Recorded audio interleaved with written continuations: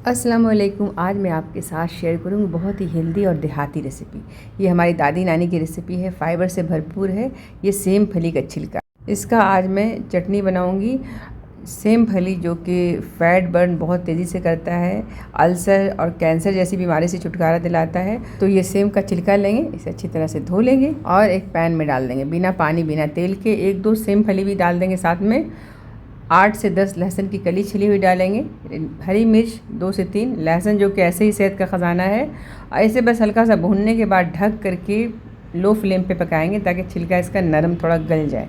जब ये गल जाएगा तो मिक्सर जार में डाल करके जितना पानी ज़रूरत हो तो 3 से 4 चम्मच पानी डाल दीजिए। नमक थोड़ा डाल देना है 1/4 टीस्पून और इसका फाइन सा पेस्ट बना लेना है, यानी चटनी पीस लेना है।